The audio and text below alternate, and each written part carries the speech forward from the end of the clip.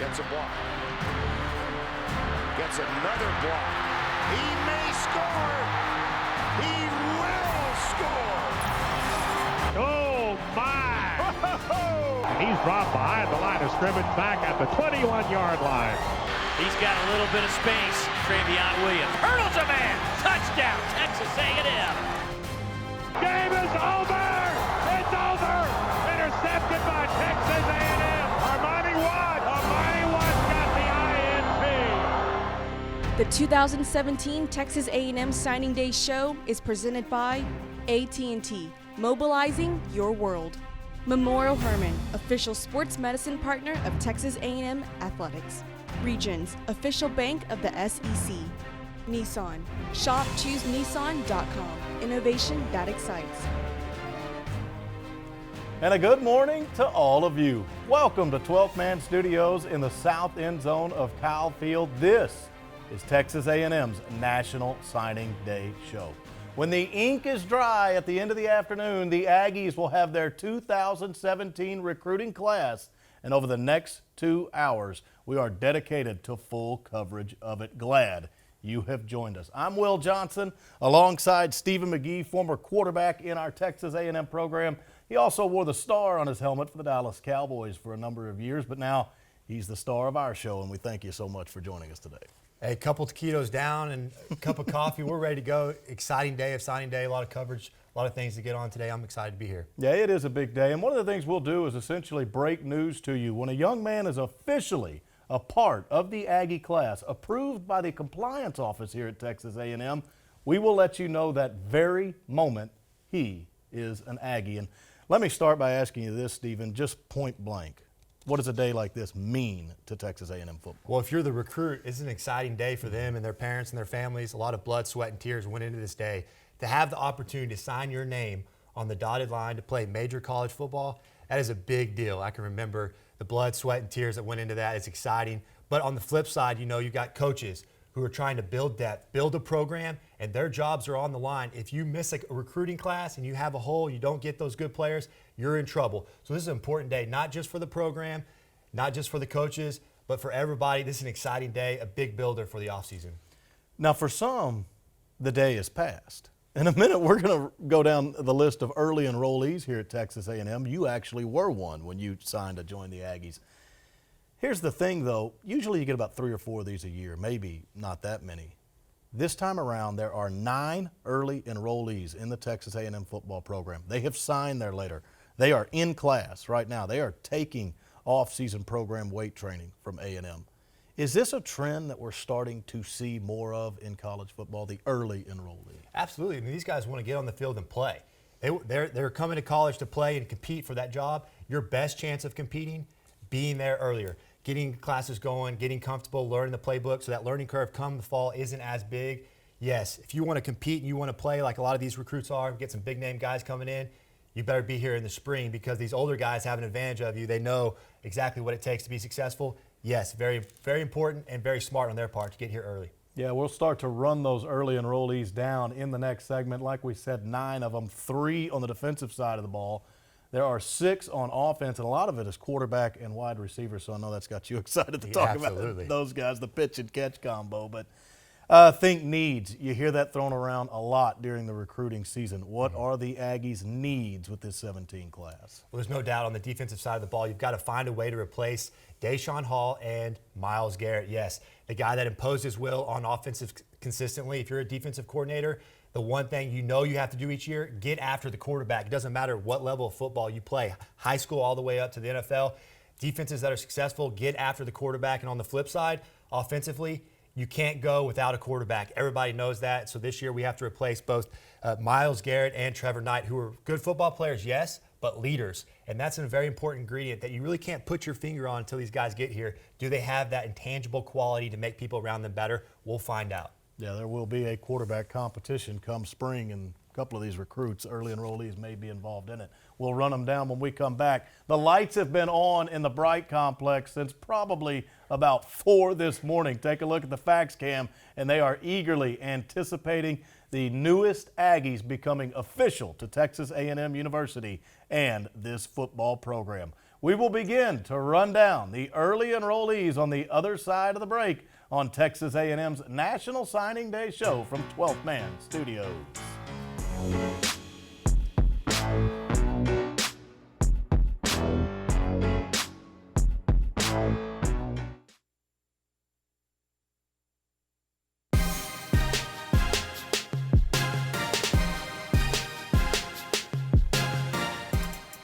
The early morning hours in College Station. A little fog in the air right now, but soon it'll be clear who the newest Aggies are. They're signing them up for 2017 here in College Station. Will Johnson, Stephen McGee back with you from 12th Man Studios. Early enrollees, like we said, there are 9 of them, and we're going to begin to run down the list right now. Mention that there are 3 on defense. Sorry, you're going to have to talk about the defenders first, Stephen, before you get to that. Defense does matter. That does, certainly so. Got to get you the ball back. But wide receivers and quarterbacks, heavy enrollees when it comes to that group, 5 at those 2 positions. But we go now with the group that shows you Jamon Osborne, Hezekiah Jones, Roshad Paul, Connor Blumrick, and Kellen Mond, 2 of those guys out of IMG Academy in Florida. There's also a defender in Santino Marshall who is from IMG Academy in Bradenton, Florida. So it's the IMG 3 that is a part of the early signees, and we will take a look at some of the highlights here shortly. But what jumps out to you when you think about the pitch-catch combo in the early enrollee group? Well, we talked about this earlier. It's very important that we find a quarterback, and that's the most important position in all of sports. So finding that next guy up, well, we lost a lot of guys. We're a little bit lacking depth at the quarterback position. So getting 2 guys this year was very important, and getting 2 guys that can play is also very important. IMG Academy has been very good to A&M so far. We need to send some money their way, I think, or something. But they have been phenomenal. And these 2 guys are very good football players that I know Coach Sumlin is going to be excited to get in the program and see compete throughout the spring. It's going to help these young quarterbacks to get more reps. First facts of the day is in, Stephen, comes from South Lake Carroll in the Dallas Metroplex area, and it's that of Carson Green, a South Lake Carroll Dragon, is the first one to send his facts in to the Aggies today. 6'5", 250, a Class 6A All-State performer, and that is on the first team. Back to those early enrollees real quick. Some of the defenders, one of them that just is lights out, that jumps out at you quickly. Anthony Hines III, a linebacker. He's also from the Metroplex and Plano East. Anthony Hines, Stephen, 245 tackles as a senior. That's an average of 22 per game. Yeah, Anthony Hines is a very impressive football player, prolific on the defensive side. His stats jump out at you when you look at him. But I love the speed. I love his closing ability, the sideline-to-sideline closing speed that you love to have in the world of spread offenses. Your Mike linebacker has to be able to run. If you can't run, you can't cover sideline to sideline, you're going to struggle in college football today. This guy can do that. He's a linebacker that has the ability to run. Yes, he's disruptive in the backfield. He's always around the football, and he can bring his hat to the line of scrimmage. I love this guy. He's a big-time kid. He's going to bring competition immediately to the linebacker position. Another fax is in. It's on the defensive side of the ball. They're coming quickly now as we've hit that 7 o'clock hour. Miles Jones, defensive back out of Magnolia West High School, honorable mention Class 5A All-State. Could be a provider on special teams when you think about his senior year. He blocked 2 field goals as well as 2 punts, so it does beg the question, can he help Jeff Banks on special teams early in his Aggie career? Miles Jones, the defensive back from Magnolia West High School, not too far down the road, is now an Aggie. Back to those early enrollees, another defender, another linebacker, Stephen, and it's Santino Marshall, part of that IMG 3. Well, another impressive linebacker. Like we mentioned earlier, IMG Academy has been good to A&M, but this guy's battled injuries a little bit. He's a high motor guy. He plays fast. He plays downhill. He's got great instincts at the linebacker position. He can read and react, and you see this routinely in his highlight tape. This guy's a good football player. He is just like Anthony Hines in the backfield. He's around the football. Things you love to see. You really can't coach instincts, and this guy has a motor, and he's got instincts. And we need that at A&M at the linebacker position. This guy can have an impact as a freshman. Both these guys are talented football players. Wouldn't be surprised to see them in the rotation as a freshman getting minutes. Next up, Keldrick Carper. He's out of Plain Dealing, Louisiana, a defensive back. And one of the things about him is he's such a playmaker. Think about the ways he scored as a senior. 13 offensive touchdowns. Then he had 2 return TDs. And on defense, he threw in 4 interceptions. This is an absolute playmaker out of Plain Dealing, Louisiana. Yeah, again, you see Coach Sumlin going out and getting these guys that are long, rangy athletes. They play both sides of the football. He was an impressive wide receiver. Just as a DB, he can get up and challenge wide receivers at the line of scrimmage and press man-to-man coverage. He's got deceptive speed whenever he was playing the wide receiver position. I love that. But most unique about his capabilities as a defensive back, he can actually catch. Most of the time, these guys get placed at DB because they don't have hands. This guy certainly has that ability. He was recruited by some good schools. Another big-time get, another guy that I'm interested to see compete. Can he get into the rotation as a defensive back, or will it be primarily on special teams? One of the things I love about Carper is who plays big in big games. Playoff game earlier this year against South Cameron, 3 touchdowns, 3 interceptions in the game. That's in the playoffs, so obviously big to his team, Keldrick Carper from Plain Dealing, Louisiana. Jared Hocker, offensive lineman, North Richland Hills, Texas, went to Birdville High School where he played for Lon Holbrook. He was a part of Dave Campbell's Texas Football Magazine's super team prior to the 2016 campaign, and this is another wide body that we expect. He's here now, but we expect more offensive linemen to come. And one of the things you'll find as we go through the day, any OL that's about to come play for Jim Turner, wide bodies, enormous guys, we think they are. Yeah, even if they can't block, it takes so long to get around them because they're so big that they're effective. But if this guy can block and be as an effective, mean offensive lineman as he looks in his headshot, then we're going to be okay. This guy is a big man up front, another big mauler. And you can see here they used him in the gap run scheme. He's a pulling offensive lineman. You don't see that routinely as a tackle, but he was athletic enough that they could use him to pull, and he was very, very impressive. I'm excited to see these young guys get in and compete. We saw that last year, incorporating some young offensive linemen. And if there's a guy, a coach out there in the country that can do it and make these guys play to a higher level, it's Coach Jimmy Turner. Can't speak more highly about this guy. 2 faxes are in, and we're running down the early enrollees. Carson Green has signed, so has Miles Jones, and they eagerly await more over in the Bright Complex. We go to break, coming back with more early enrollees in just a bit from 12th Man Studios.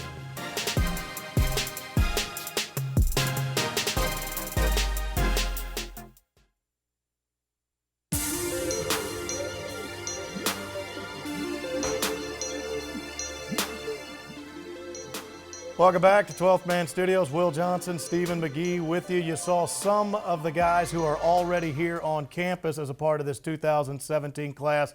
We're going to go through more of them right now. Also want to mention that Carson Green and Miles Jones, they have sent their faxes in, and they are official to the Aggies. And Stephen, this is what you've really been relishing. Wide receivers and quarterbacks who are early enrollees to this class. We start with Jamon Osborne, one of the IMG3, an Under Armour All-American wide receiver.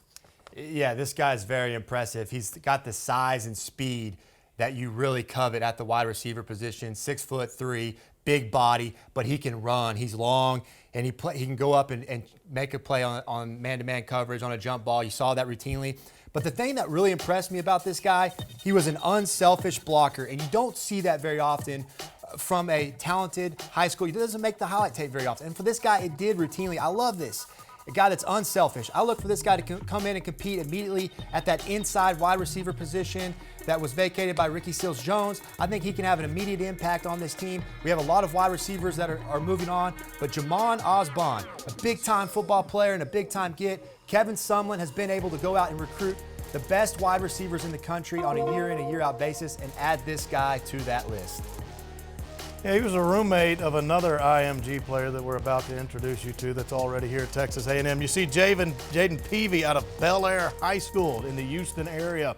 Fax is in. It's approved. He is now an Aggie, a big defensive lineman that played for the Cardinals and now comes to Texas A&M.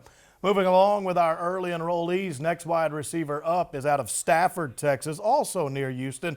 Hezekiah Jones, 14 touchdown catches as a senior, and he helped the Spartans go 23-3 combined in his last 2 years of high school ball. Well, another impressive wide receiver. He may be my favorite signee of this entire class. He's got great feet and he's got great hips, which I love at the wide receiver position. This guy can get in and out of cuts. He shows natural quickness. He's not just fast, he's quick. I love that about this guy. He's an exciting prospect. He has the potential to be a threat at an outside wide receiver position, at that X wide receiver that Josh Reynolds play, or a Z like Speedy Noyle. He's an immediate impact player.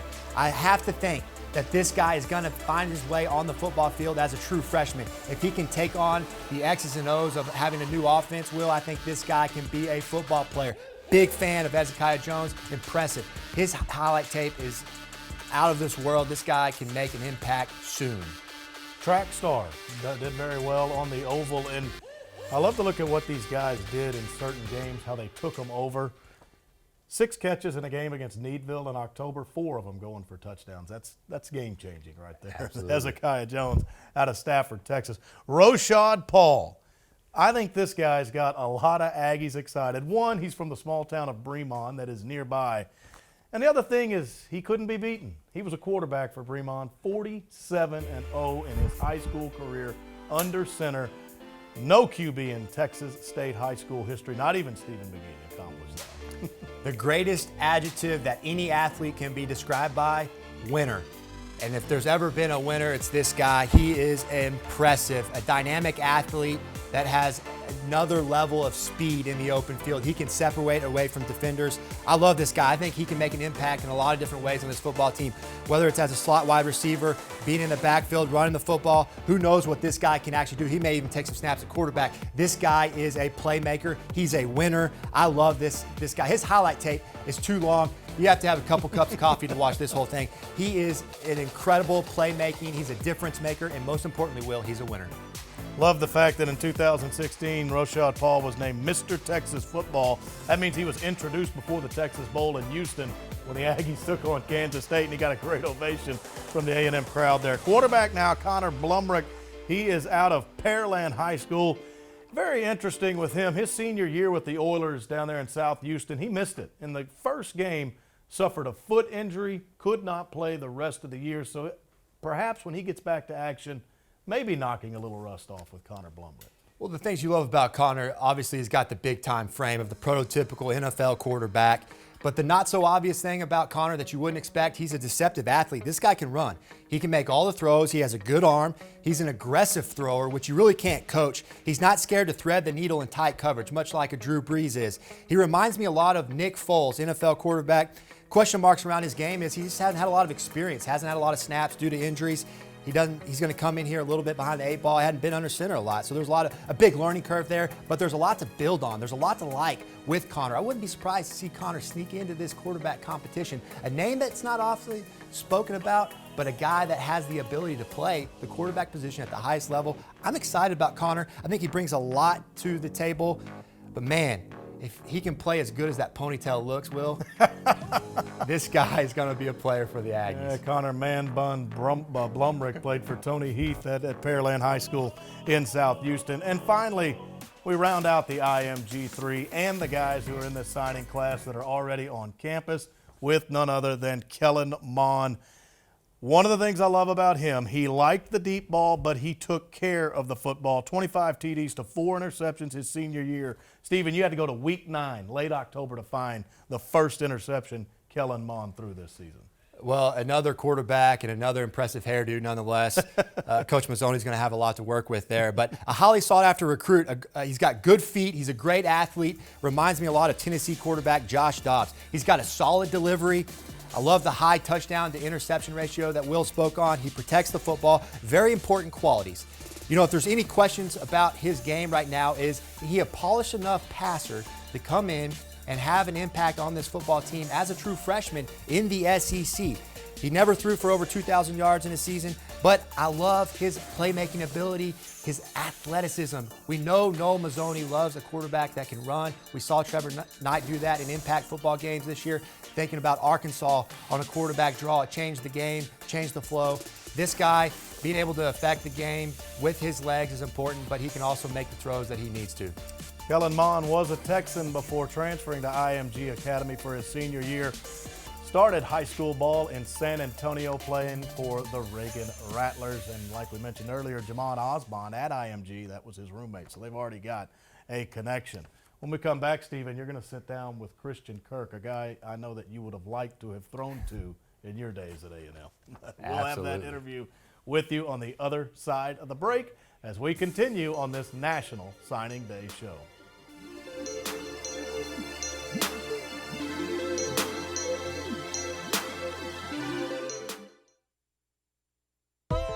This segment of the 2017 Texas A&M Signing Day show is brought to you by AT&T, mobilizing your world. Welcome back. We've stepped out of the 12th Man Studios and into the Hall of Champions, and we're joined now by 2015 signee and current Aggie wide receiver Christian Kirk out of Scottsdale, Arizona. And this segment is brought to you by AT&T. Swing pass to Kirk out of the open. There goes Christian Kirk. Sideline touchdown.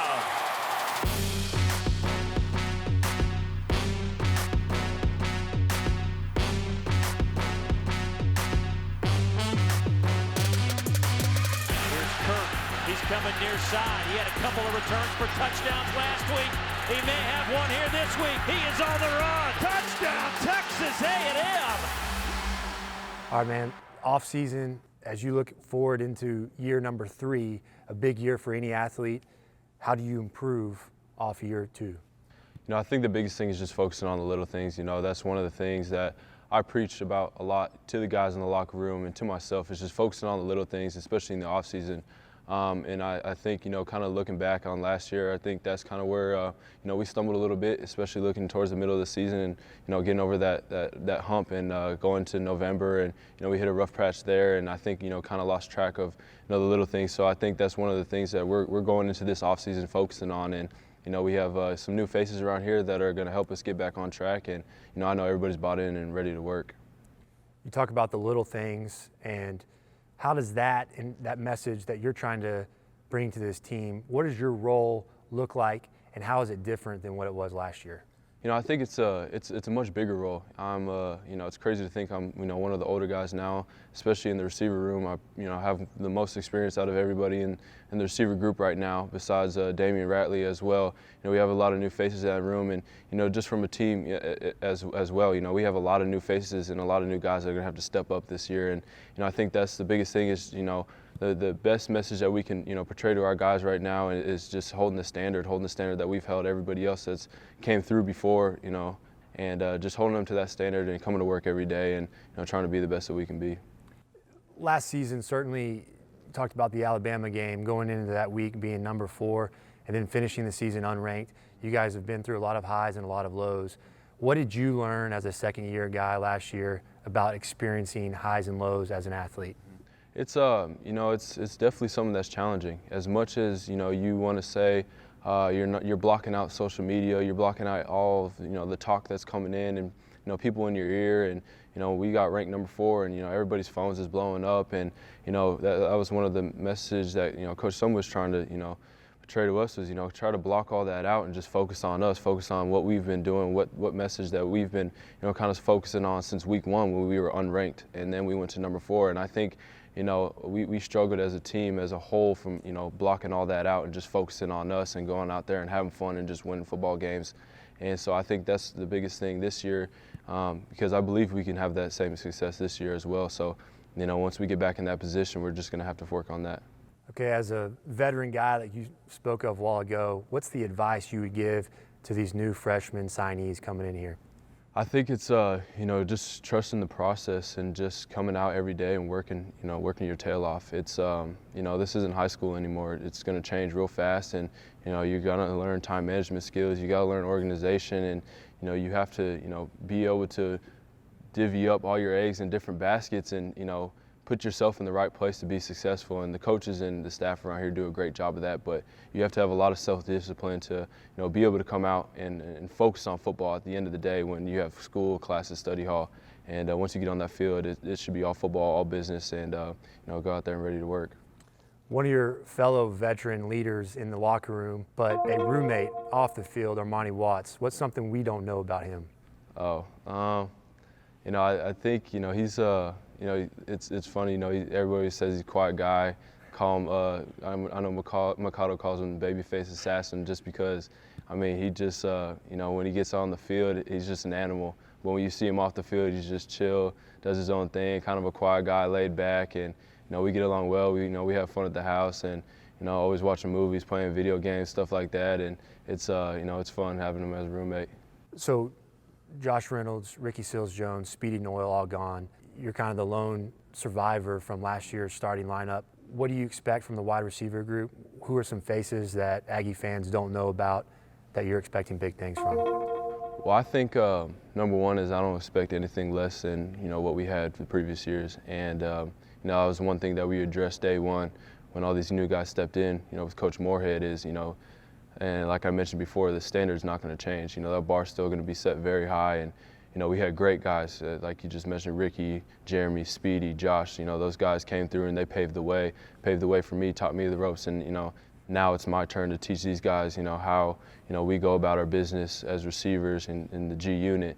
And, you know, I think we have, you know, a lot of talent that's, you know, getting ready to, you know, be developed and get ready to step on the field in the fall. You know, you look at guys, Jamon Austin, you look at Hezekiah Jones, and then you got guys, Damian Ratley, who still, you know, is a veteran guy too as well, has been here just as long as I am, who's, you know, due for a breakout season. So, you know, there's a bunch of guys in our room that, you know, I feel like if we can go out there and just develop their skills and their technique and, you know, get them, you know, going with the plays, you know, it should be a special year for us once again. Christian, thanks as always. It's a pleasure. Thank you very much. And we'll be back in a little bit on Texas A&M's National Signing Day Show.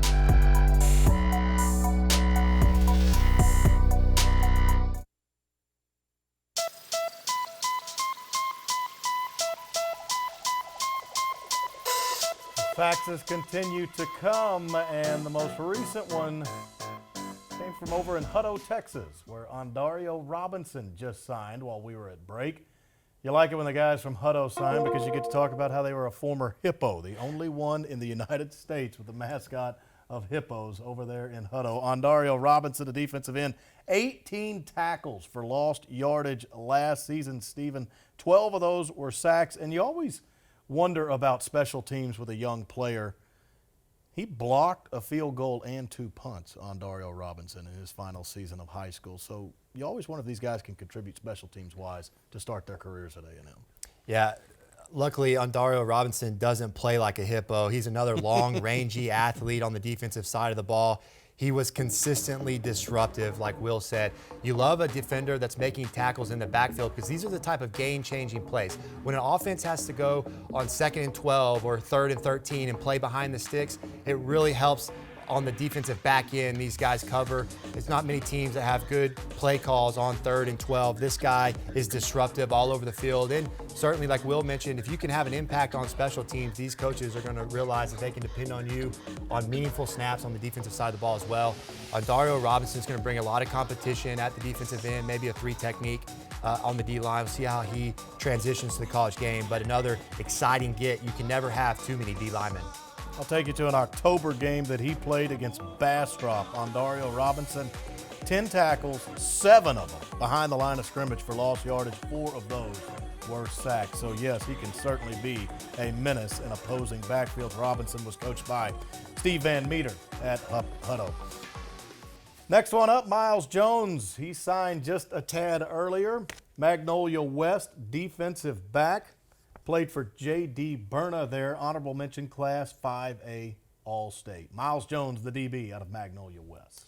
Well, another long, rangy athlete. You can see the trend here. 6'4", playing corner. How many times do you see that? This guy is long. He's athletic. He's an athlete. He played both sides of the football. A lot of these guys are playing wide receiver and DB. He was a good wide receiver, but he was a great corner. I loved his ability to get up at the line of scrimmage and challenge these wide receivers with his long arms and make them get off the line of scrimmage. He had the ability to recover in coverage whenever he got beat because he has the closing speed. This guy can have an impact. We know that Coach Chavis as a defensive coordinator wants to play man-to-man coverage, and having guys guys that can challenge wide receivers against good wide receivers in the SEC, important, if not vital. So another important get for this Aggie team, a guy that can bring depth at the DB position. Really excited about his potential.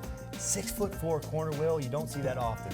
And discussed this earlier when his facts came in. 2 blocked field goals last season, 2 blocked punts as well. Mark him down as a possible early special teams contributor.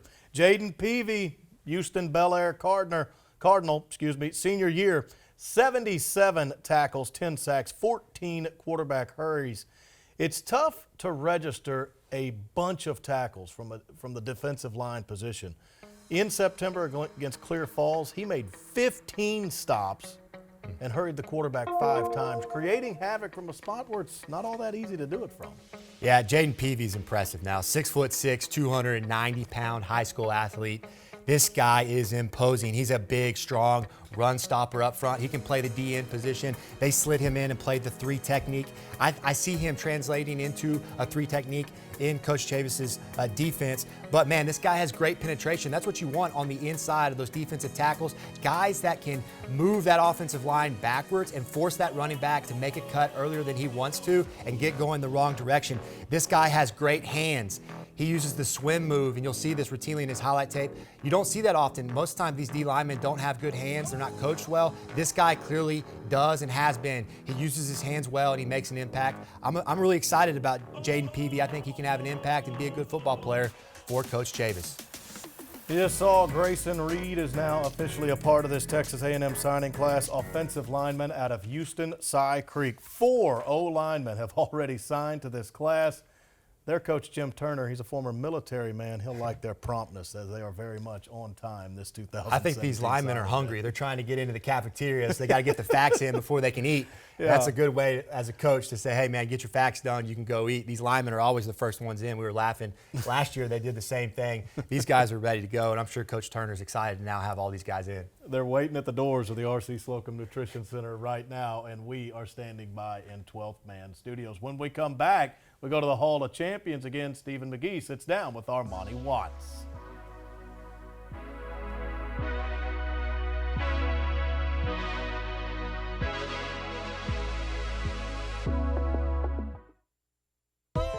This segment of the 2017 Texas A&M Signing Day show is brought to you by Pepsi, official soft drink of Texas A&M Athletics.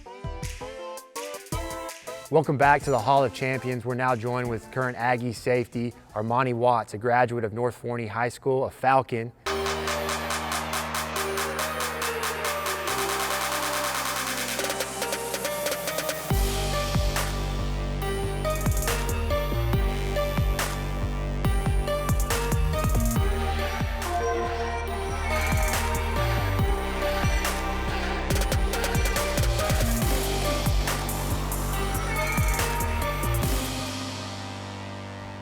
Everybody wants to know the ultimate deciding factor for you in coming back to play another year.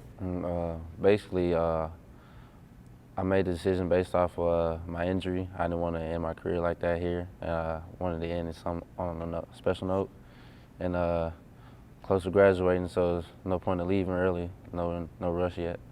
Looking forward 2017, starting a new semester, the off season, time to get better. What are your goals as a player and as a team to see you take the next step?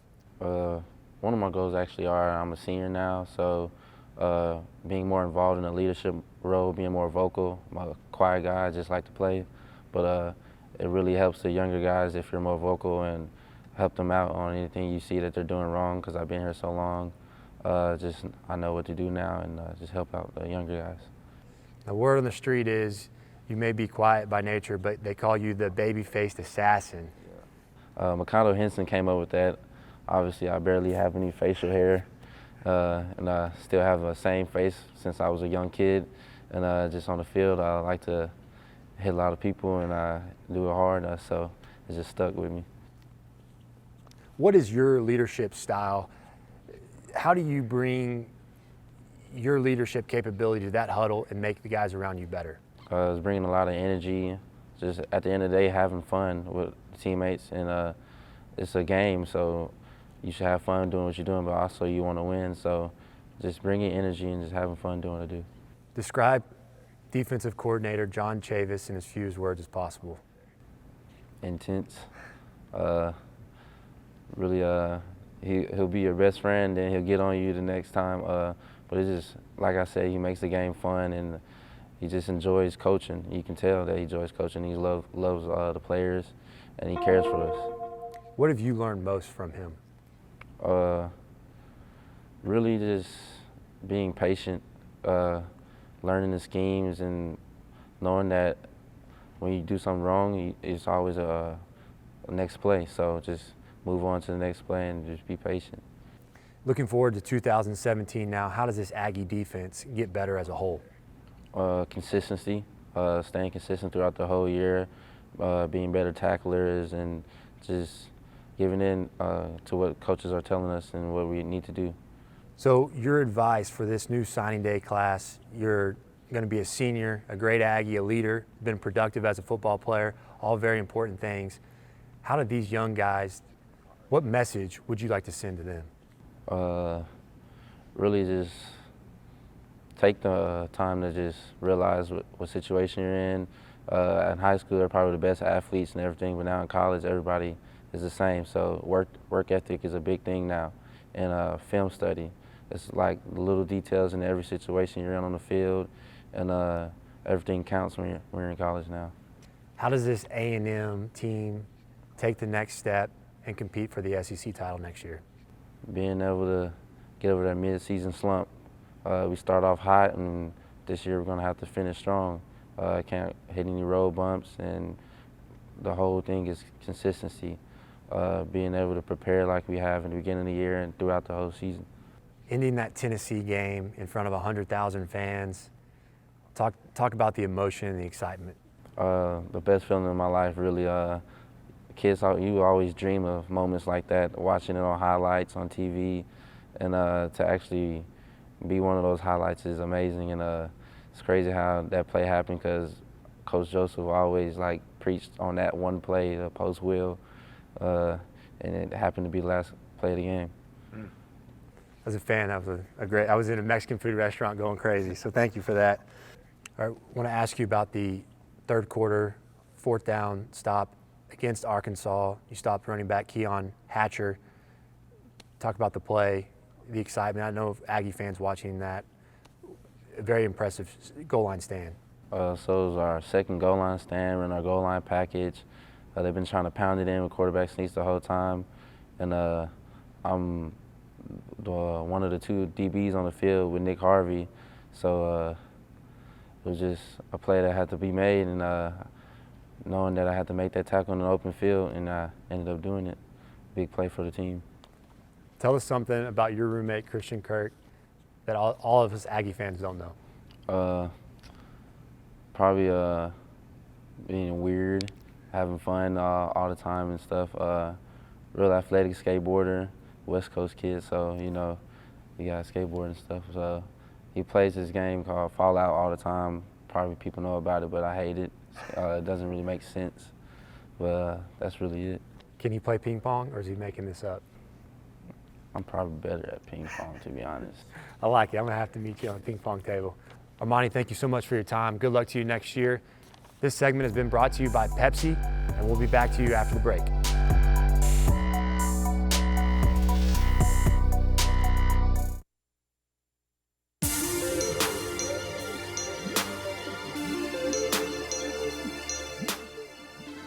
Welcome back.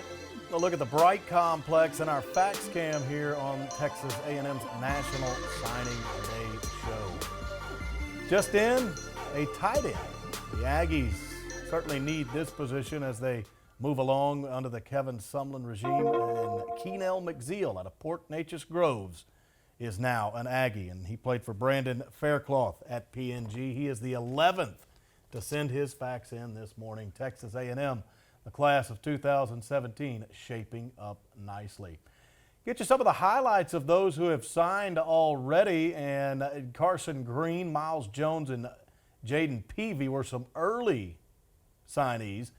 Jacob Cabote is just in. He's a running back out of Baton Rouge, Louisiana. Took him out of the Tigers' backyard, but highlights of those that have signed so far, and we're going to begin with your number one right there, and that is Carson Green. He is out of South Lake Carroll High School. The Dragon graded out at 98% last year, 81 pancake blocks. First team Class 6A All-State. Well, this guy is the classic finisher, man. This guy plays very hard. It was funny to watch this guy. His highlight tape, the opposing defender was on his back consistently. I'm impressed by this guy. Most impressive play over his whole highlight tape, though, was an interception return. This guy covered 50 yards, chased down the guy to keep him from scoring a touchdown. And that is what football is all about to me. This guy making plays. He's impressive. He dominates the line of scrimmage. He can get to the second level in the zone blocking scheme, get off a double team and get up and block a linebacker. He has good feet. He's a little light right now. I'm sure they're going to put weight on him upstairs in the nutrition center. This guy's a good football player. I like everything about him except maybe that bleach blonde hair. Carson Green was nominated as the Player of the Year in his district last season and was the only offensive lineman to have that distinction. Coached by Hal Wasson at South Lake Carroll. Grayson Reeds from Houston Cy Creek, a member of Dave Campbell's Texas football super team prior to his senior year. He is a ferocious player, and if he continues to be, Stephen, that'll fit right in with Jim Turner. Well, another big mauler up front, strong. He's got good finish about him, plays with a little bit of nastiness, which I like. I like a lineman that's willing to get a 15-yard penalty every now and then, playing a little dirty, imposing his will. He's got good frame, solid feet. Again, these guys are limited in the passing game just because their quarterbacks didn't throw the ball a lot, but he showed some good pass sets in the plays that we saw. I think this guy has a chance to be a productive football player, but if there's one guy that can coach him up to be a really good football player, it's Coach Turner. So another exciting get, and I know these quarterbacks will be thankful for a strong offensive line signing day class. Well, the offensive line class is essentially complete now, Stephen, because Adrian Wolford out of Meeker, Oklahoma, has just signed. Texas A&M was expecting 5 OLs in this class. They got them. They're complete. Green, Hocker, Moore, Reed, and Wolford are all in. Adrian Wolford out of Meeker, Oklahoma, one of the best out of this state, earned several accolades north of the Red River. He is a mountain of a man, light on his feet, and I was mentioning earlier with one of our offensive linemen that signed here, Dan Moore. He was kind of like Jermaine Ifedi. You might say Wolford is a little bit like Luke Jokel. Big guy, but light on his feet in pass block situations. Well, he played small-town Oklahoma high school football. I felt bad for some of these guys. They just got pancaked consistently by this big man, another big offensive lineman. He played both offensive and defensive line, which was impressive to me. He's big, strong run blocker in a run-based offense. See him maybe playing guard. Who knows if he may be a tackle. But I'm interested to see how this guy projects. He has a lot of talent, a big size, good size, strong. Again, another guy that I think it's going to be exciting to see what Coach Turner can do with him. Pulling here on a gap run scheme. This guy has a lot of ability, but again, bringing into the rotation, a lot of good depth at the offensive line position. You never can have too many big nasties up front. Dan Moore is one of them. Beaumont Westbrook High School. The Bruin now becomes an Aggie. Prep Star named him to the All-Midlands Region team, coached by Kevin Flanagan at Westbrook down there in the Golden Triangle. Enormous guy. I mentioned he reminds us a little bit of Jermaine Ifedi, how he came on late in the recruiting process, but if you can play like Jermaine did at Texas A&M and on into the NFL, yeah, things could work out for Dan Moore. Yeah, Big Dan Moore hadn't missed too many meals. This guy's huge, 6'5", 330 pounds, out of East Texas High School. I like Big Dan Moore. He's another guy that can routinely he blocked down on a 3 technique in the gap scheme, and these poor 3 techniques were getting just demolished. They had no chance. He's a powerful guy. Again, limited in the passing game. These offenses weren't really geared toward throwing the ball a whole lot. So see how he transitions, see if he can learn to pass that. It's always a big learning curve, in my opinion, for these offensive linemen. But you see the size, you see the ability, you see the feet. All of these guys carry these same traits, fit into that mold. And if there's the magic maker up front, it's Coach Turner. So we're excited to get this guy, I know. So these quarterbacks are getting spoiled with 5 offensive linemen coming in. Well, Jacob Kibodi might be, too, the running back in this signing class. And he comes in out of Baton Rouge, Louisiana, and Christian Life Academy. 11 yards per carry as a junior. Jacob Kibodi, the running back from Baton Rouge, rushed for over 1,200 yards as a senior, averaged 8.6 per tote that year, and scored 12 touchdowns. another small high school guy out of Louisiana. But I love this guy. His highlight tape is very impressive. He's tall as a running back at 6'2", 200 pounds. He's a one-cut vertical runner. He gets north and south. He hits the hole, and he can make a guy miss very quickly in space. I love that about him. He's a big play guy. He had a lot of explosive plays out of the running back position, which we saw last year have a big impact on our offense. When you can get explosive plays from the running back out of the backfield, it makes a huge impact, not just for the entire offense, but that quarterback position really needs guys that can generate yards consistently. Be interested to see if this guy can find his way into the running back rotation. We got a good stable of backs already. This guy, very impressive on his highlight tape. Again, small town, high school guy, coming out of the SEC at the highest level. It'll be interesting to see how he transitions. His class is coming at you quickly. Newest one in is Derek Tucker, defensive back out of Manville in South Houston. Newest signee, 6 interceptions a year ago, including 2 in the state quarterfinal game against Temple. Derek Tucker, newest Aggie on the defensive side of the ball. And when we come back on our National Signing Day show from 12th Man Studios, we talk to defensive coordinator John Chavis.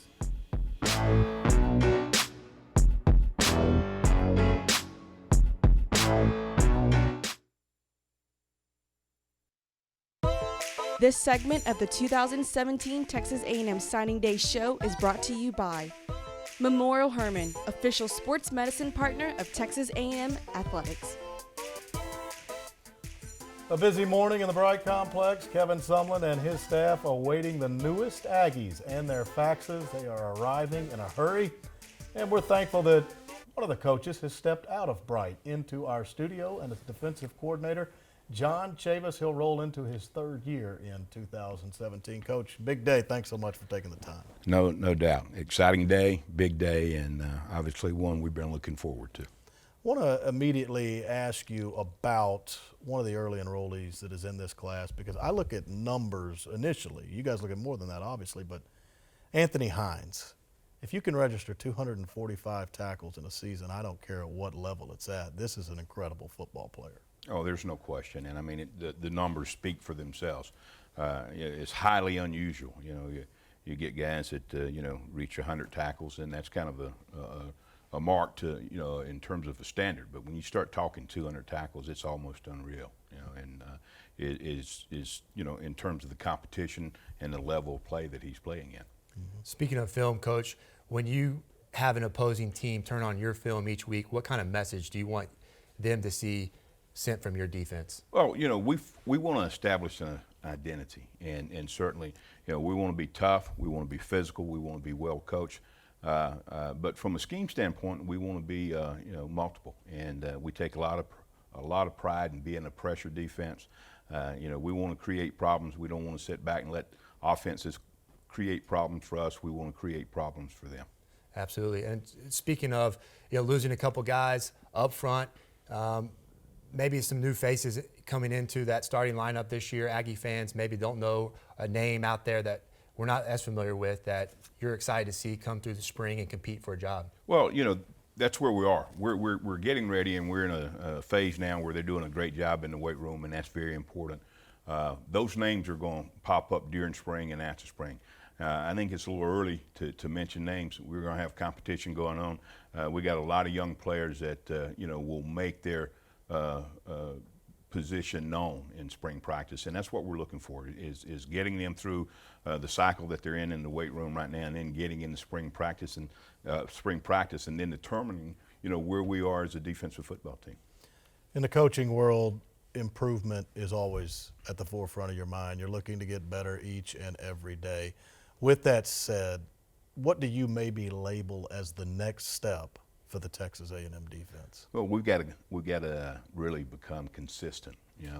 We can talk about maybe why we were not as consistent as we needed to be, but we're not going to do that. We're going to become more consistent, and that's what you got to do. You got to come to work every day. You got to be consistent. You got to bring your hard hat. It's in the SEC. Obviously, the only league that's tougher than this is known as the NFL.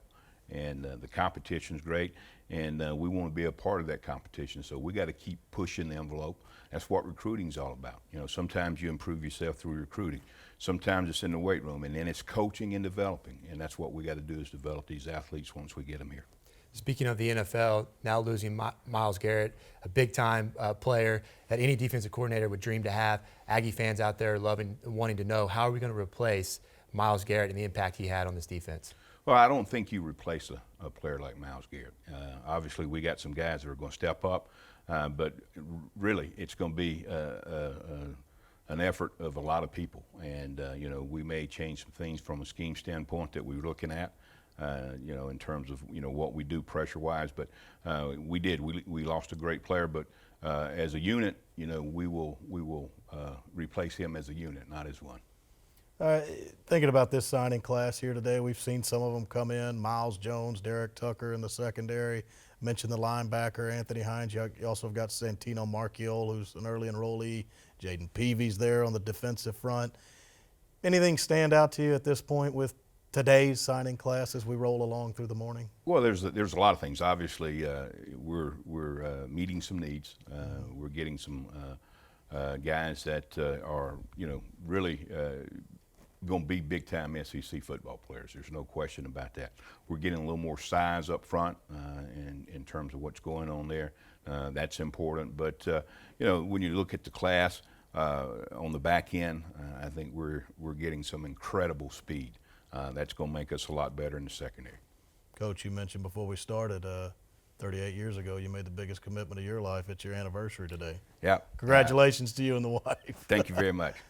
That's John Chavis, our defensive coordinator here at Texas A&M. Our chat with him was brought to you by Memorial Hermann. Back with more from 12th Man Studios in just a bit.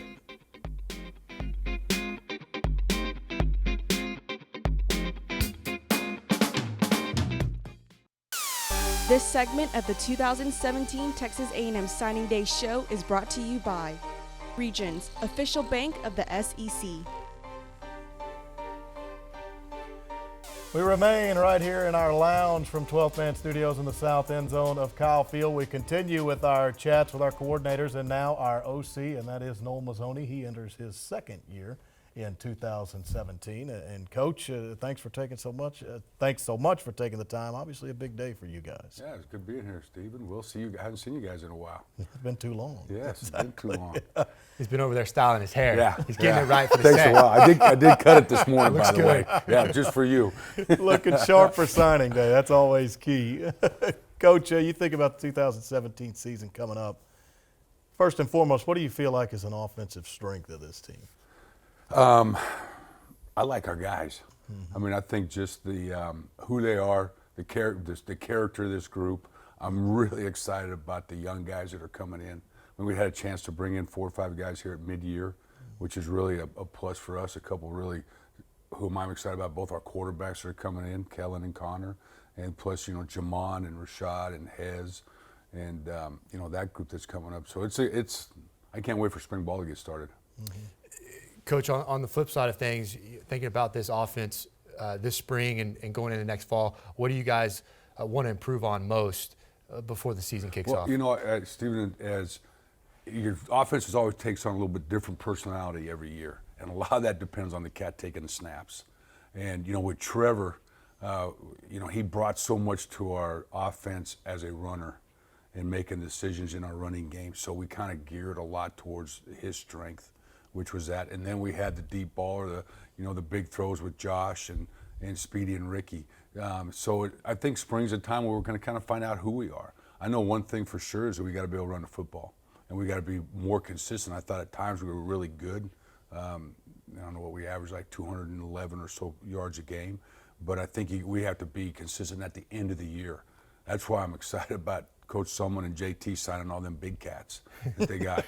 What they say, speed slows down, but big stays big. Right? All 5 of the O-linemen already in. Oh, yeah.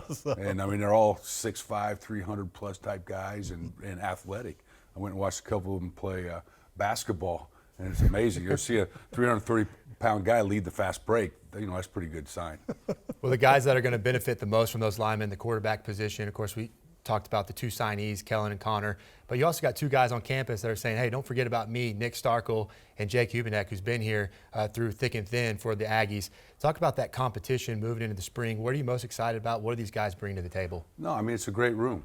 With Hoobs and Stark, and Nick, both of those. I thought Nick really flashed some signs. Obviously, we all know Jake. We've seen him in games and coming and do a great job for us. I think he's ready now to take the next step. I think there's going to be great competition at any position makes you better at that position. And I think we've got a room now that's going to be very competitive with some really talented kids. I think we're, as far as guys in the pocket and guys being able to distribute the ball, I like where their heads are. Now it's just a matter of how quickly they can digest the offense and quickly digest the 4 plays that I know, all right, and become good at it, right? Last year, Trevor Knight, he was named the starter after spring ball. Do you and Coach Sumlin put a timeline on this competition? It just organically let it play out? I just know by September, what is it? 2nd. By September 2nd. You'll need one on September 2nd. We need one on September 2nd. So that's kind of the benchmark right now. If we can figure out one by September 2nd, we're doing good. Then we'll work back from there. But I don't foresee, I see spring as a time when you compete. Mm-hmm. And I'm excited to watch these guys get out here. And it's going to be pretty level playing field. Everybody throws their hat in the ring and see what happens. And that could, then they've also got to, it's not just the things they're going to do in practice, but also how they're going to react and how they're going to be during the summer workouts. Develop a relationship with their receivers and the rest of their teammates. And there's a lot, as you know, Stephen, right? There's a lot going into being a successful quarterback than just being able to throw a 60-yard bomb, right? There's other things off the field too that matter to me. Coach, speaking about guys that have been here, I know you're excited about a lot of these signees, but maybe a face or two that Aggie fans aren't familiar with that you're excited to see get in this competition, earn a role on this offensive unit that don't know a lot about yet. And and I'm going to forget a name because I'm getting kind of old now. All right, but guys, I'm excited. Guys, I think it's really it's going to be an exciting group for us to watch grow, and that's our receiving core. You're talking about Q Davis. Talking about Hansford. You're talking about Chris Clyde. You're talking about Kendricks. Okay, there's 4 guys that none of us have ever seen play yet. All right, I mean, we saw Hansford run down on 1 kickoff, I think. And I think that's a very talented group. Now we're going to add this new group that came in the spring. So you're looking at 7, 8 guys there that are very talented, that we're really excited to get out on the field and be around and see what kind of players they are that I think are very skilled guys. So that's very exciting to me. I think the running back spot, I feel good about that. We've got, I don't know which guys I can talk about or not, but I think that's becoming a solid group. Jacob Kibodi has signed. So and we were looking for kind of to add a big back to this class, which we did. The offensive line is there's some new names. We lose a couple tackles, so there's going to be a few guys moving around. But last year we pretty much had to play all those young guys anyway, so it's going to be fun.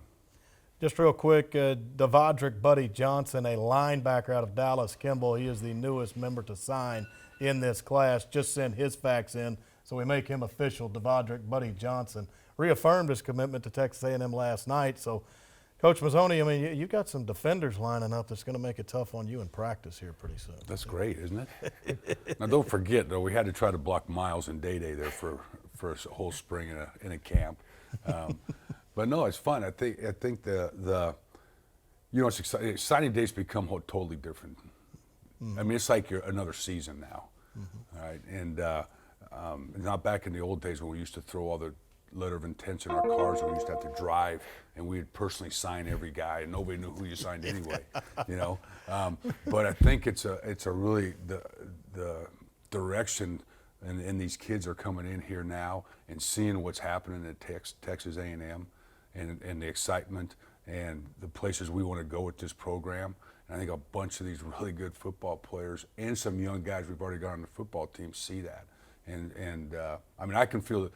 I mean, I'm all about the passion and the energy of stuff, and I can walk in the building, I can feel it. Walking out to winter workouts in the weight room, I can feel it. And that's what's exciting. Here's one you'll like, just signed, official Cameron Orey. He is now in. The facts just arrived. Your thoughts on this tight end? Is that's somewhat of a need? What we needed. We got to have and he played a lot of offensive line too in high school. Well, he's not. He's a tight end. So now we got a big guy that we can kind of attach to our offensive line and create a few more gaps maybe for the defense to stop. We haven't had a guy like that, so he was huge for us getting into this class. His dad Big shot Bob. Right? Rockets, Spurs, Lakers. I think he's only one of 9 guys that have won 6 NBA championships. You shortchanged him at 7.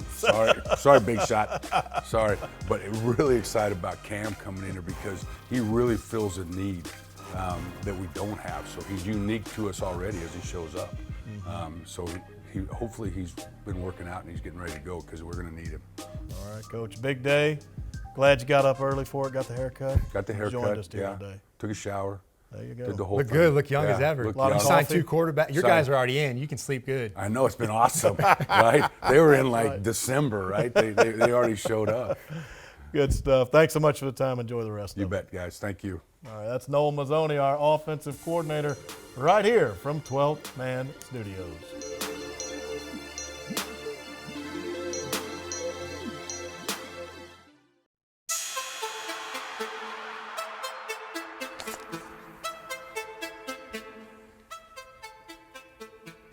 Fax machine starting to burn up this morning, and the Aggies, if you think about all the possible people they could sign, it is nearly complete. I mean, 9 early enrollees will help you with that. You don't have a long way to go when the day starts, but as we look at it right now, a lot of this 2017 signing class is in for Texas A&M. Debian Renfro is one of them, a defensive back out of Pearland, Texas. We mentioned the QB, Connor Blumrick. He played for the Oilers and Tony Heath down there in South Houston. But Debian Renfro is in as well. This DB, certainly a big talent, and 48 tackles as a senior in 12 games. 10 broken up passes. He returned 2 punts for touchdowns his final high school year. Yeah, this guy does it all. A lot to be excited about. Another tall, rangy DB, 6'3", 190. We talked about Miles Jones being 6'4", 175 pounds. Another guy that can get up at the line of scrimmage and challenge these wide receivers in man-to-man coverage, get his long arms on these guys and make their release difficult off the line. I'm impressed with him. He showed that ability to press wide receivers. He showed the ability as a return man. He's a good athlete. He certainly can play wide receiver. A guy that was recruited fairly heavily, but another important get. You can never have too many DBs, never can have too many defensive linemen. The more and more of these guys we can get, the more opportunity we have to play man-to-man coverage with 5, 6 DBs on the field at a time. So from one defensive back to another, Debian Renfro on to Devin Morris. He did not have to go far to play college football. He's just from down the road in Caldwell, where he played for the Hornets, 40 tackles, 3 interceptions on defense last year, and he made 29 catches and had 4 touchdowns on offense. That is showing versatility, Stephen. Yeah, this guy definitely is versatile. Played for a friend of mine, Coach Bobby Goforth down in Caldwell. An impressive athlete, kind of did it all, as you said. He was a receiver, had 970 yards receiving and 15 touchdowns, but he also was playing DB and is a good DB, played a lot of quarters coverage. I'm excited to see him get in and develop under Coach Chavis, because I think he can really bring a lot to the table. Another tall guy, 6'1", 175 pounds, can run, good hands, production. You want to see that. You want to see these high school recruits have production. Here we see him as a wide receiver. This guy can do it all. I'm excited about Devin Morris. I think he brings a lot to the table. And again, talking about depth. That's what signing day is all about. Honorable mention, Class 4A, All-State, Devin Morris. Out of Caldwell, Texas. Derek Tucker comes from Manville in South Houston, 6 interceptions in his final high school season, 2 in the state quarterfinal game against Temple. The week before, in a playoff win over Heralded Cedar Park, he was terrific. 8 tackles, an interception, a fumble recovery. On a big stage, he was active in a playoff football game. Yeah, production is the word for Derek Tucker. This guy just makes it happen. 6'2", 195, good size. He's a great athlete, instinctive player. You can't coach instincts, and especially on the back end at that safety position, you have the opportunity to read the quarterback and make a play and create turnovers. You want your safeties in and around the football, and this guy does that consistently. He has a nose for the football. He can come up and make a hit. He brings his hard hat to work every day. I like this guy. He played big time high school football at Manville against good competition. This guy can have an impact. Hands down, in my opinion, the most productive recruit on the defensive side of the ball, a guy that a lot of schools wanted, and A&M is certainly fortunate to get. Derek Tucker was a Manville Maverick, now comes to Texas A&M to play for the Aggies. The defensive backs, they are loaded up in this class. Essentially, the Aggies expected to get 5 DBs, and they've got all 5 of them in already. So pretty much complete on offensive line and defensive back here today. Devondrick Buddy Johnson out of Dallas Kimball. Pretty athletic guy, and he played on both sides of the ball, projects as a linebacker here at A&M. Yeah, a guy that went down to the wire in A&M I know is excited to get. Third linebacker, bringing in depth, a much-needed position, as we heard from Coach Chavis earlier mentioned. This guy is a great athlete. He's got speed. This guy played every position on the field. He played cornerback, quarterback, wide receiver, linebacker, safety. This guy can do it all. I mean, he is a phenomenal athlete. Just put me in, Coach. Wherever I got to play, I'm going to play. I project him maybe being that will linebacker in a 4-3 or potentially even a nickel will if he's light enough at 6'2", 210 pounds. He brings a lot to the table. I know a lot of schools wanted this guy.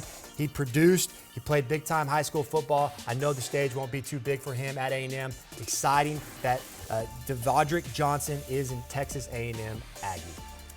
Mentioned how many offensive positions he played. So you got Devondrick Johnson at linebacker. Some of these DBs that signed here today, they played offense in the secondary right now, current members of this team. They played quarterback in high school, now DBs with the Aggies. I think A&M likes that. They like these high school quarterbacks to play on the defensive side of the ball. It's possibly a little extra edge for them over there. Yeah, and I tell you what, Will, if the offense doesn't perform well, some of these guys may play both ways, man. They may be threatening their position as well. I love athletes, love guys that play basketball, love guys that are just want to get out and compete, whatever it is. Heck, you want to compete picking up your pencil, riding your bike to school. These guys just love to play sports. They do everything. You love guys that know how to be in and around the football, go up and make plays. Guys with good hands on defense that create turnovers, can play special teams. Heck, put me in, Coach, at running back or in a wildcat formation and make it happen as well. It's never a bad thing when you're getting guys that are great athletes and can produce in many ways. A&M, looking at the list here, pretty much complete on offense for this signing day. I think everybody they expected to get has already sent their facts in. Defensive backs, linebackers, complete there as well. Not a whole lot to go with this signing class in 2017. The Aggies are already loading up. But we have more time. We're taking you up to the 9 o'clock hour here from 12th Man Studios. Will Johnson and Stephen McGee with you. We continue on the other side of the break.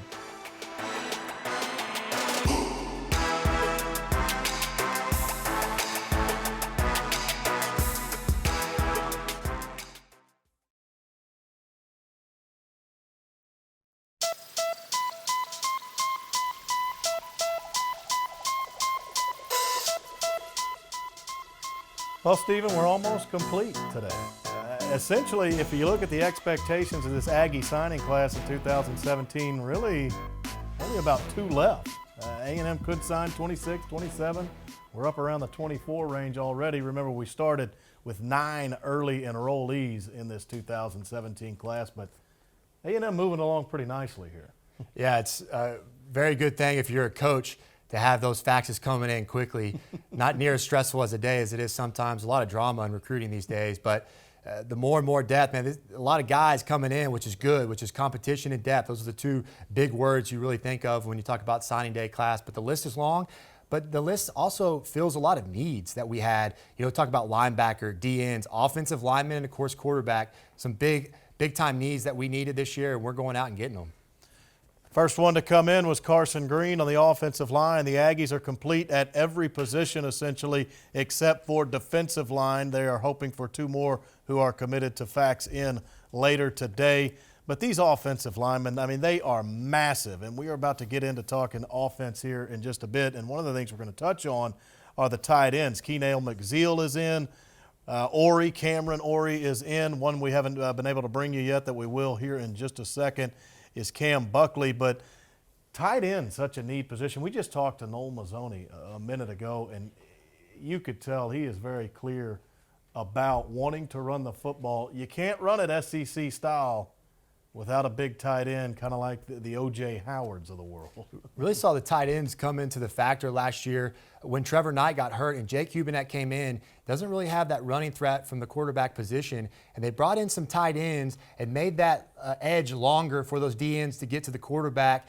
that helps the pass protection quite a bit when you can attach a tight end. Also in the run game, bringing a guy in there, they have to adjust personnel now, bring in an extra linebacker, which creates mismatches, especially if that tight end can be a pass threat, which these guys can go do. So a lot of things that tight ends bring to an offensive unit. And so a lot of reason for Coach Mazzoni to be excited now to have some guys that can come in and compete if they can pick up this offense and have a big impact on the type of play calls and schemes that we can use.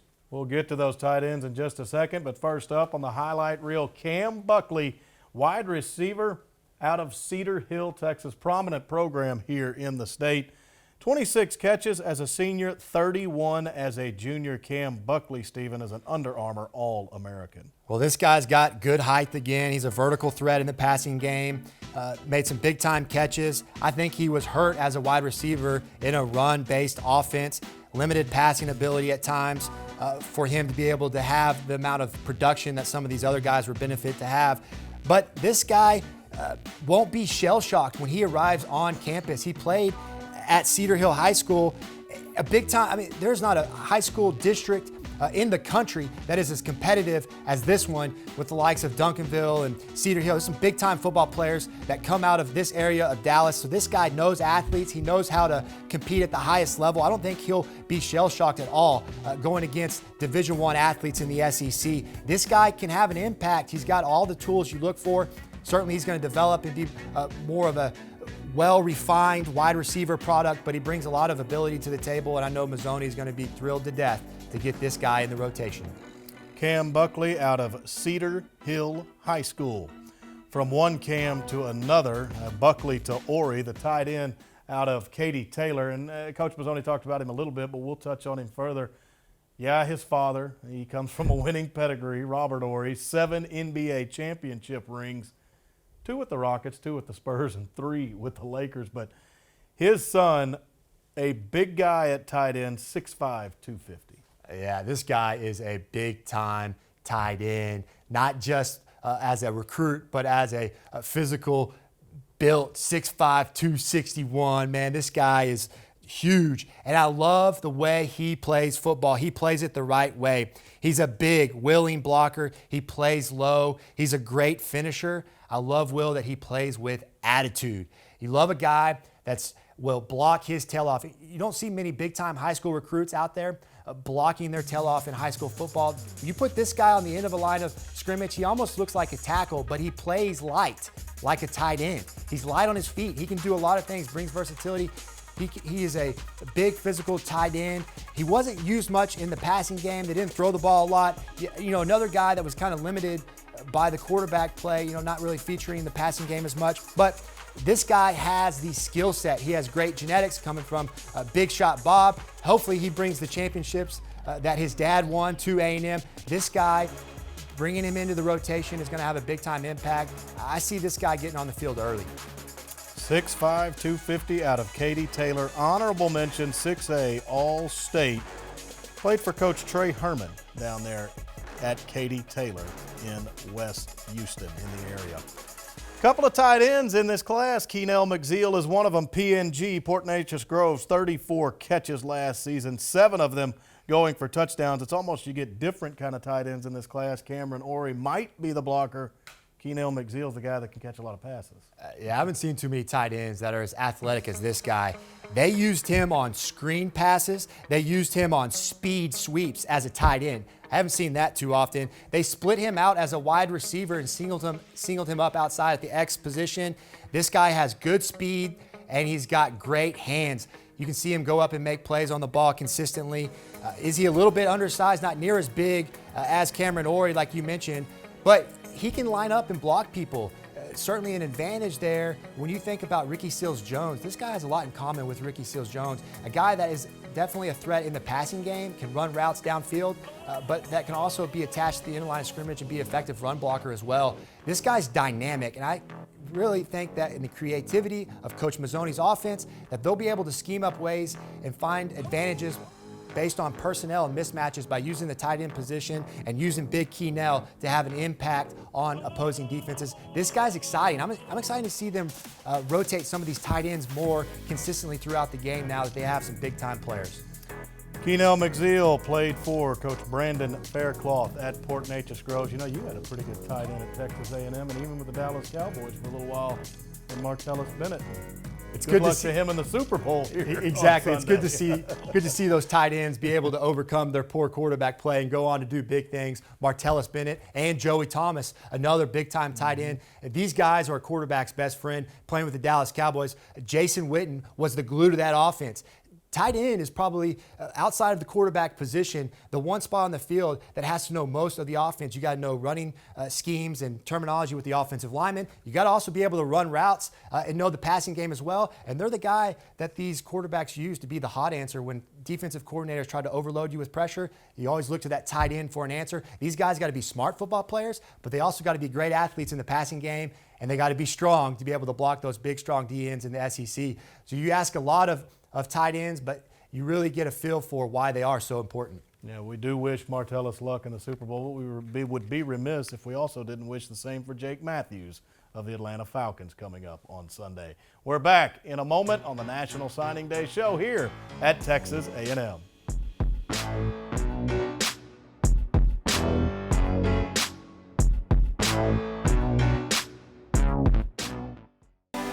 Back cam from the Bright Complex. Texas A&M signing them up on this first day of February. The 2017 class is just about complete. And you know, it's got to please the man that sits in between us right now, and that is our head coach, Kevin Sumlin. Busy morning. Thanks for the time. No, shoot, it's we're looking for no drama morning. No drama today, which is a little bit different than it's been in the past. I've been trying to explain this for a month, but nobody really got it.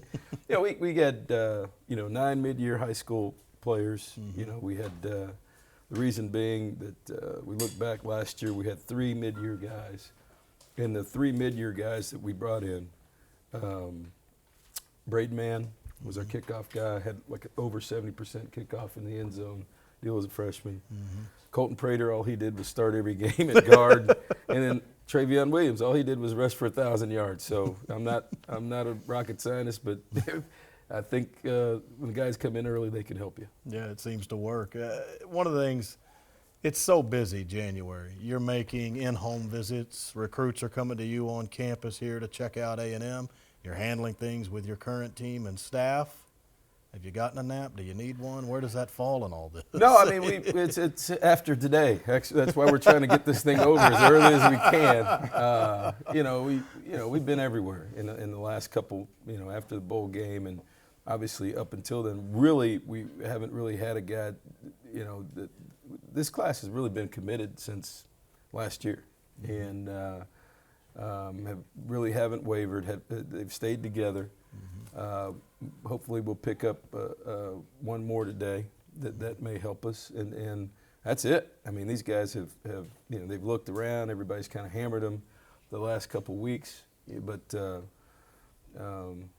these guys know what they want. They've been here enough. We've built relationships, and that's a credit to our staff. I think that there hadn't been much drama, and to the parents and to Texas A&M and where we are and the stability of the program. Coach, you got to wear a lot of different hats, being the head man, talking about recruiting and going out and getting the next group of guys. You got to be the head coach of this ship. You got to lead this organization. And then you got a bunch of Aggie fans and alum out there wanting to pick your brain later on today. Talking about going through the ups and downs last year of the season, going from number 4 and then, finishing with a couple losses. I know you guys were disappointed, but I don't think many people fully grasp what it's like to be the head man and to have to handle the noise. How do you do that? How do you handle the noise? Well, it's part of it, and you want everything to go great, but it doesn't all the time. And it's for me, it's easy. For my family, probably not so much. With 4 kids and social media and a wife that does that, they probably don't handle it as well as I do. I chose to get in this. I just drug them into it. But, I think, you go back through the last month and, we've gone through really in the last 2 months through recruiting.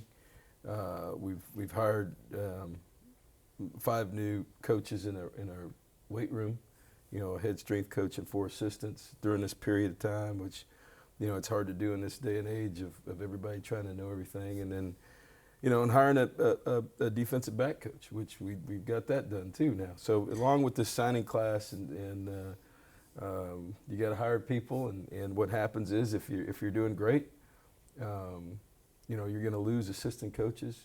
I've been fortunate to lose 4 to being head coaches, and then out of our original staff, you look back and everybody says, well, there's been turnover on your staff. Well, you look at it, one guy left to become a coordinator. David Beatty left to be a head coach. Cliff left to be a head coach. Brian Polian left to be a head coach. And so, if you're doing well, guys leave. If you're not doing so well and you got to make changes as a coach, we do that. And that's happened here. But you've got to have a plan to fix that along with recruiting. Absolutely. You look forward now, hopefully finishing up signing day. Already got a bunch of guys in. But as you look forward to this year, what are you most excited about with this group of guys? I'm excited about we've got a new energy going on in the weight room. I just was walking through the locker room and talking to Armani and a couple different guys, and trying to get some things changed there as far as what we're doing in the off season. Getting back and meeting with the players. We got some really good young quarterbacks, and Jake Hubenak, who has been around. But to get those guys rolling, and then. Unlike last year when we had 3 freshmen in the offensive line, now we got 3 veterans in the offensive line. So, and we got to replace a couple guys at receiver. But, we've got guys in here now. I think the 9 guys we brought in really give us some depth in the spring that are already here, all 9 mid-years. And then to get some leadership on defense and look to Armani Watts and on defense and really – in my meetings, Armani and Christian on offense to really propel this thing and get this thing going as we get into spring football. Recruiting always revolves around that word needs. Where do you need people? With that in mind, where, at what position, and who could be somebody who impacts your team in September out of this 17 class? Well, I think we made an effort, obviously, looking at the class with up front, which we've done the last 2 years, both offense and defensive line, to really try to sign a complete set of defensive linemen and a complete set of offensive linemen. And we weren't able to do that last year on defense, but we were. I think with if we get what we need, which we hope is coming up here, to get some big, 6'5", 6'6", 300-pound guys in there that walk through the door, like Kingsley Keke. I mean, you look through, and we've got some guys in there that are depth-wise. We're only losing Hardrick Walker. And we've been able to develop those guys. So, the guys that have signed today, like Jordan Peavy, who is a big athletic man. And then we're looking for one more those kind of guys that can be in that range of 280 to 300 pounds, but are 6'4", 6'6" guys that are along that Kingsley Keke scale. And then offensively, we've done that. And then linebacker, we've got with Devondrick signing, and then the 2 mid-years, then Anthony Hines and Tino. Those are 3 guys that are nationally recruited linebackers that are going to come in here and have an opportunity to compete to play. Coach, you spoke on this already. Leadership is a big word, and you know this, especially when you're going through the ups and downs of the season. You're losing Trevor Knight on the offensive side of the ball and Myles Garrett on the defensive side of the ball. 2 incredible Aggies, 2 great football players, and 2 great leaders. You've already spoken on Armani Watts and Christian Kirk being 2 potential leaders. Any other guys out there that we don't know about yet? Yeah, I think, as you move from anytime you're on the field, and we trust you to be out there, you have the ability to be a leader. It's hard as a freshman. I think that some of the guys who played for us a lot of snaps last year can have that effect. You look at our center last year who played every snap, didn't say a word. Nobody noticed him early, which is a compliment to an O-lineman, right? If they're noticing you, then you're on the ground. So. We've got some guys like that are freshmen that I'm those 3 guys that played a lot, that I'm kind of waiting to see, where they fit in, and let them take a step. out of our O-line, you know, and then it's always surprising to me in the spring as guys have been behind somebody. Maybe they're going to step up and now it's my turn instead of just the obvious, you know, Christian and Armani. That's obvious. Yeah. But we've had guys that have been in the shadows and some younger guys, as you know, when you play when you're young, you're just out there playing. You know, there's no time for you to tell anybody else what to do. You're just trying to figure out what the hell you're doing every snap. And then after that, now the next year when other guys come along and you've played a lot and the game slows down for you, other guys start growing into that, and then we'll start pushing those guys forward as you know, to speak up about, you know, their experiences and how to lead this football team. All right, our head coach Kevin Sumlin is with us. More with him on the other side of the break. Rolling along with this 2017 class here at Texas A&M.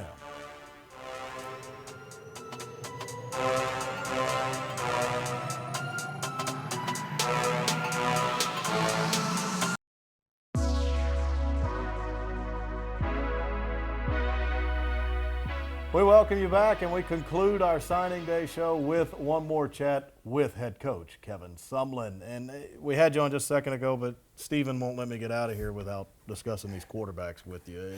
Both of them are early enrollees. They've been on campus. I'll ask you about Kellen Mond to start with. Once from San Antonio, where he played at Reagan. Final year at IMG Academy in Bradenton, Florida. Just your thoughts, and what do you like about Kellen Mond? Well, obviously, San Antonio Reagan went on a run there because our last quarterback, Trevor Knight's from the same school. So, you know, we've known Kellen for a long time. He came up here, kind of wanted to go to school here, but we had a couple guys that were here. Went to IMG, and we stayed in touch. And, you know, he's climbed the chart of, we knew, based on him being here at camp, you know, what he can do. And then, you know, he's climbed the ranking chart here at the end, and, you know, depending on what you look at, he can run, he can throw, he's smart. He's got more length than you think he does. If you see him in person, he's closer to 6'4" than he is 6'3", and yeah, he can do that right there too. That helps our protection and everything else. Something about Reagan with those guys that can take off and go. The Rattlers must have a good track program or something. Coach, your other quarterback is from Pearland, Texas, Connor Blumrick. Yep. Maybe a guy that went under the radar a little bit due to injuries, so to speak. But what are you excited about Connor? Another guy that was Elite 11 quarterback. You know, that those guys, you don't get to that level with not being pretty good. And he's more of an athletic guy, 6'6". Hurt his foot, broke a bone, but what he can do, he's a big guy that is extremely athletic and can really run. Some guys have had him in the 4.6s. For a 6'6" guy, the ball can get out of his hands. He's going to take a little bit, not as polished as maybe some other guys, but a real athlete and a guy that has been hurt, missed a bunch of his senior year. But for a guy that's 6'6", I mean, he can do a lot of different things. And so he's coming here. He's an early out guy that with Nick Starkel and Jake, you know, we've got 4 guys that we'll decide who's going to run out there on the field for us next year. All these signees and returnees, you take them to spring ball here in about a month. What do you look forward to? Like I said, the 9 additions, and then kind of figuring out, you know, what we're going to do with the guys that come in here and well, shoot, the end of May now, the Tuesday after Memorial Day. That's how quick guys get here now. So, you know, we've got a lot of things to do. We start working on our quarterback situation through spring football. We got just about all our running backs back, and then develop our offensive line. We got to figure out where we're doing at linebacker, get Priest Willis back healthy. You know, and you know, losing 2 corners in the middle of the year didn't help us, and then, you know, getting and developing our leadership. I think we've got a good core, a good nucleus of guys, and then trying to figure out, you know, what we're doing at quarterback and where our receivers are going to fit in, because basically our line, looking at our last game, you know, last 2 games with Coda Martin being in there, you got really 4 guys that started games back, and our running backs back. So developing that core and trying to figure out where our leadership's coming from. Before you go, it all leads to September 2nd when you start in the Rose Bowl. You're not really looking at that right now. But I do want to ask you before we get out of here, the schedule next year. Pretty interesting. You start on the road, UCLA. First trip to Florida. You're going to hit the Swamp this year. Yeah, how about that, huh? We're going from the Rose Bowl to the Swamp. So our fans are excited. Coast, I don't know if too. the coaches are excited, but the fans are really excited about that. You get what you want there. So a little bit of travel. You like the marquee opener? It kind of heightens the awareness, maybe. Yeah, I mean, we haven't had much choice lately, have we? That's what you've been playing. Yeah, we Florida, South Carolina, the first game of the SEC network. UCLA, Arizona State, so we're used to that, and I think it's great for football. It's great for our fans, and obviously, college football now has kind of gone to that, particularly in our league. Where more teams, SEC teams are involved in these opening game games than probably any other conference. All right. Coach, thanks for the time. Stephen, Thanks, Coach. All right. Thank you for today. That wraps our National Signing Day show right here from 12th Man Studios. Thanks for joining us.